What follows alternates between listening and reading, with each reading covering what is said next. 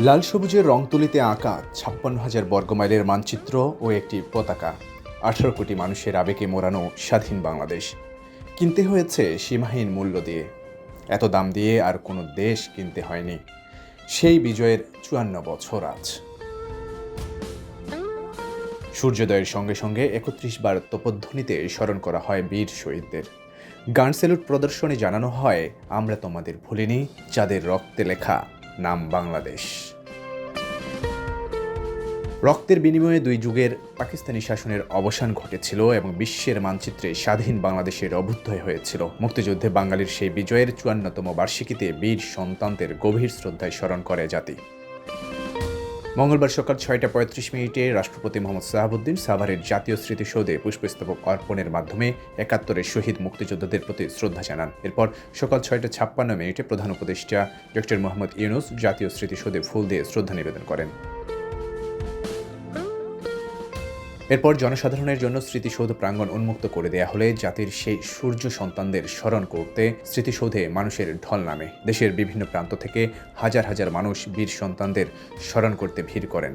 এতে ফুলে ফুলে ভরে ওঠে বীর শহীদদের বেদি। এই দেশটার মধ্যে কিছুই ছিল না, এটা ছিল একটা খোসা। সে যাও ছিল সে নন্নবেঙ্গলি ক্যাপচারে ছিল। যে লোক কাজ করে এর ভুল হয়, যে কাজ করে না এর ভুল হয় না।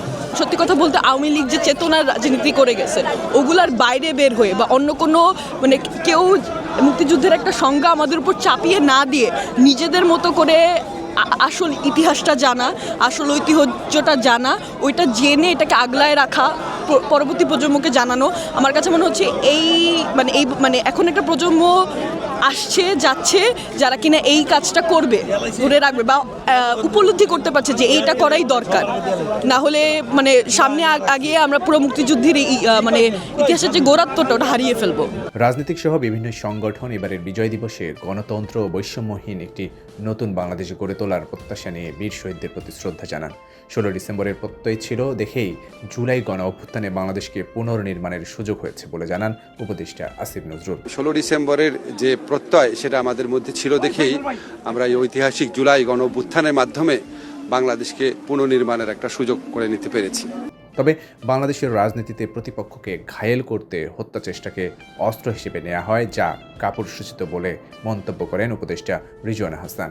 প্রতিপক্ষ যে আঘাতগুলো হানছে সেগুলো আসলে রক্তাক্ত একটা সংঘাতময়, সেটার জন্য আমাদেরকে এখন বাড়তি প্রস্তুতি নিতে হচ্ছে। এদিকে বিজয় দিবসে স্মৃতিসৌধে পুষ্পস্তবক অর্পণের মাধ্যমে মহান মুক্তিযুদ্ধে শহীদদের প্রতি শ্রদ্ধা জানায় বিএনপি। এ সময় মির্জা আব্বাস প্রশ্ন তোলেন, গোলাম আজম শ্রেষ্ঠ সন্তান হলে মুক্তিযোদ্ধাদের অবস্থান কোথায়? গোলাম আজম সহ ওর সাঙ্গপাঙ্গরা যদি জাতির শ্রেষ্ঠ সন্তান হয়, তাহলে বীর মুক্তিযোদ্ধাদেরকে অপমানিত করা হচ্ছে।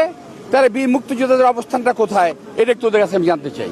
জিয়াউর রহমানের সমাধিতে পুষ্পস্তবক অর্পণ করে বিএনপি মহাসচিব মির্জা ফখরুল ইসলাম আলমগীর বলেন, স্বাধীনতা বিরোধীরা আবারও মাথাচাড়া দিয়ে উঠতে চায়, তবে স্বাধীনতা কামিয়ে দেশের মানুষ আবারও তা রুখে দেবে। এদিকে অতীতের বস্তাপচা রাজনীতিকে পায়ের নিচে চেপে রেখে নতুন ধারার রাজনীতি শুরু করতে চায় জামাতে ইসলামী। অতীতের বস্তাপচা সমস্ত রাজনীতিকে পায়ের তলে ফেলে দিতে চায়। এই রাজনীতি বাংলাদেশে অচল। এই রাজনীতির পাহারাদারি যারা করতে পারবে তারা অচল মালে পরিণত হবে। বিজয়ের ৫৫ বছরে দাঁড়িয়ে বাংলাদেশ। স্বাধীন পতাকা আছে নিজ ভূখণ্ডে চলার স্বাধীনতা, কিন্তু সেই চলা আর বলার নিরাপত্তা আসলে কতটুকু? স্বাধীনতার অর্ধ শতাব্দী পেরিয়েও প্রশ্ন রয়েই যায়।